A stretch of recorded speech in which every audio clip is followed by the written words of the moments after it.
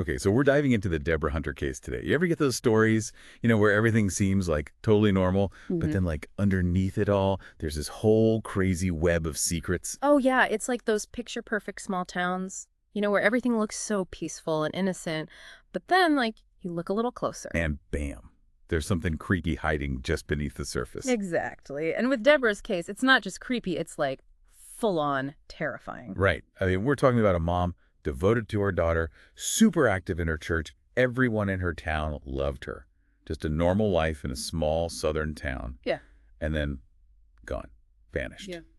It's Yeah. like nightmare stuff. And that's what makes these disappearances so scary. It just shatters your sense of security. If someone like Deborah, who had such deep roots in her community, could just disappear, it makes you question everything. Totally. You start looking at your own neighbors differently. Yeah. Like, do we ever really know anyone? We've got all these sources you provided, news articles, police reports, interviews. And the more we dig into them, the more it feels like we're just scratching the surface of something way bigger. Yeah, and from the beginning, even the investigators knew something was off. This wasn't just a regular missing person case. The clues were just too weird, too deliberate, like someone was trying to throw them off. Exactly, like those late night calls to a Brunner phone Right? right before she disappeared. Who does that if they're planning on coming back? It's like textbook premeditation. Oh, absolutely. It's a huge red flag.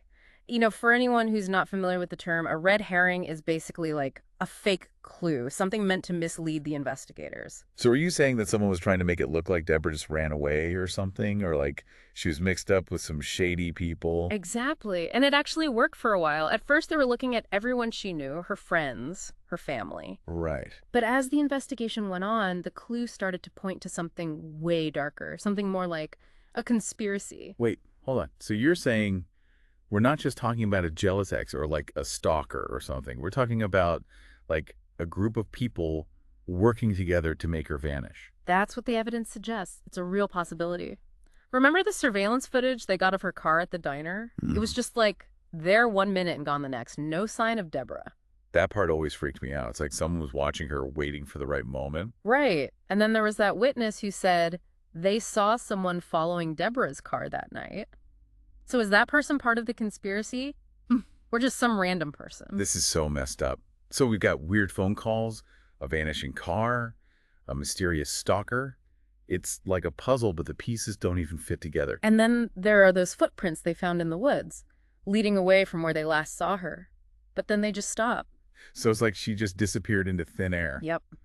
Another fake clue to confuse everyone. But wouldn't someone who's like planning this big disappearance want to be as far away from the investigation as possible?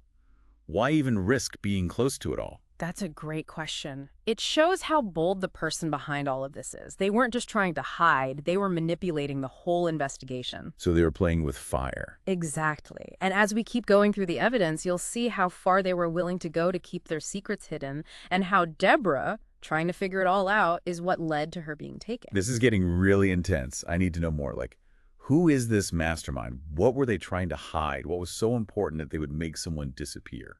That's where it gets even darker. The letters they found hidden in her house, those weren't from a stalker. Those were warnings, threats, from someone who knew her really well, someone she trusted. No way. Okay, now I'm really hooked. What did those letters say? Who are they from? And how does it all connect to her disappearance? Well, to figure that out, we need to get into the head of a person who did this, all the connections they had, and the crazy truth that Deborah uncovered. We'll pick up the investigation in part 2, so stay tuned, because this is going to get way more twisted than you can imagine. Oh, I'm definitely not going anywhere. But for those of you who can't wait to see all the evidence and figure this out yourselves, you have to check out the full-length video over at True Crime Chronicles E8T. Trust me, it's a deep dive you won't forget. But for now, we're going to take a quick break. Be right back with the next chapter in the crazy disappearance of Deborah Hunter. All right, we're back and ready to dig deeper into those creepy letters they found in Deborah's house. Remember we were saying they were like warnings and stuff, right? From someone she knew, someone she actually trusted. What did those letters tell us? Those letters, it was like looking right into the mind of whoever was behind all this. They were written super carefully, like trying to scare her and make her feel alone. But there were also these little clues, hints about a much bigger conspiracy going on. Oh, okay. Give me an example. What kind of clues? Well, one of them mentioned this project, like something super secret that Deborah had found out about. It talked about these powerful people, people with a ton of influence, and what would happen to her if she messed with their plans. Whoa. So it wasn't just some personal grudge then. This project sounds like a way bigger deal with like way higher stakes. Exactly. It's like Deborah accidentally stumbled upon this secret group operating in the shadows, doing their own thing, and they were not going to let anyone, especially Deborah, expose them. Dude, this is like setting off all my true crime alarms. A secret society operating right under our noses. That's some real spy thriller stuff. It's definitely a disturbing thought, but when we look at all the evidence, it kind of starts to make sense. Remember those messages the investigators found? The ones that were all coded? Yeah, the ones that were talking about some secret deal or something, right? Oh. You mentioned them in the first part of our deep dive. Right. Well, turns out those messages weren't just between Deborah and the person she wrote about in her diary. There were more people involved, talking in code, using like super high-tech encryption stuff. Hold up.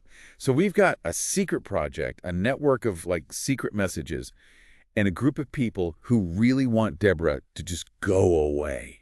This is sounding more and more like a real conspiracy. And the way they were manipulating everything is insane. They used what they knew about the investigation to plant fake clues and create all these distractions. They wanted it to look like Deborah was the bad guy, but really she was the one trying to expose them. Wow. It's like they were playing chess and everyone else was playing checkers. Exactly. They were always steps ahead, like they knew what the investigators were going to do next, and they used their connections and their power to control the whole story. But they made one mistake. Right. They didn't think Deborah would be so determined. She knew something was wrong. She knew they were coming for her, and she left clues. Her diary. That diary was like a key. It unlocked the whole conspiracy. It had names, dates, locations, everything matched up with those secret messages and pointed right to whoever was calling the shots in their little crew. So Deborah's own investigation into this secret society, that's what got her in trouble. But it's also what brought them down in the end. That's right. She was a victim, but she was also a fighter. She wouldn't stay silent, and because of that, justice was served. This is so incredible. It just shows that even when you're up against these powerful people, one person who stands up for the truth can make a huge difference. It's the power of, not giving up and speaking out against what's wrong. But there's still more to the story. We still need to find out, like, the details of this project, why Deborah had to disappear, and just how far this whole thing goes. Dude, this is getting good. We have to crack open this project and find out what really happened to Deborah. We will. Yeah. But to really get what Deborah uncovered, we got to go right to the heart of this thing. The people involved, their connections, and the crazy events that led to her, Yeah. Well. Okay, I am so ready for the next level of this deep dive. But for those of you who are like me and can't wait to unravel this whole conspiracy, go check out the full-length video at True Crime Chronicles EK8. It's got everything you need, evidence, interviews, experts. It'll blow you away. But right now, we need to take a second and regroup, because what we're about to reveal is some seriously disturbing stuff. All right, so we're back, and things are getting seriously real with this Deborah Hunter case. We've got a secret society, this crazy project with super powerful people involved, and a conspiracy that just keeps getting deeper. But what was this project? Like, what were they actually doing, and why was Deborah such a threat to them? Well, you remember those, cryptic conversations they found on the dark web?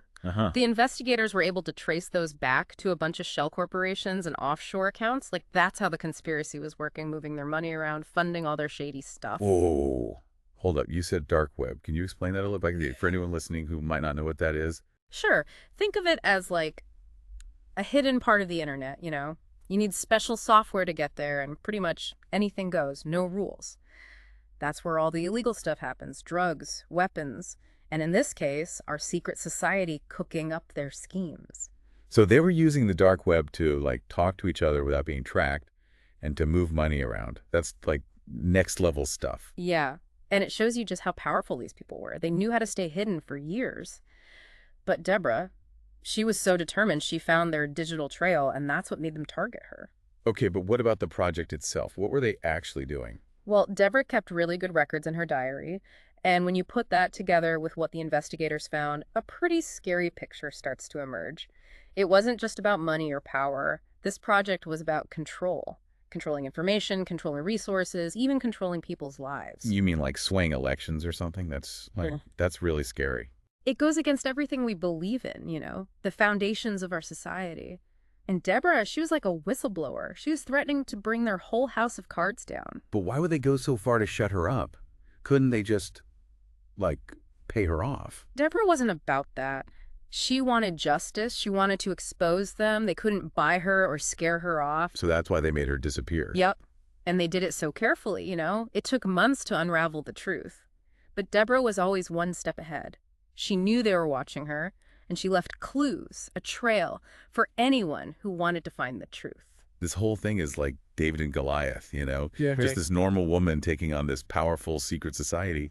It's kind of inspiring, but so sad. It shows how much courage just one person can have, standing up for what's right, even when the odds are totally stacked against them. Man, this deep dive has been crazy. So many twists and turns, and it just shows you that sometimes the most dangerous people are the ones hiding in plain sight. It's a reminder that we always got to be paying attention, questioning things, and remember that anyone can speak up and expose the truth. If you guys want to see all the evidence for yourselves, check out the full-length video over at True Crime Chronicles AT. It's mind-blowing. But we'll leave you with this. Deborah Hunter might be gone, but what she did, her fight for justice, that lives on. Stay curious, stay informed, and never stop questioning the world around you. That's all the time we have for today. Thanks for listening. Remember, the truth is out there.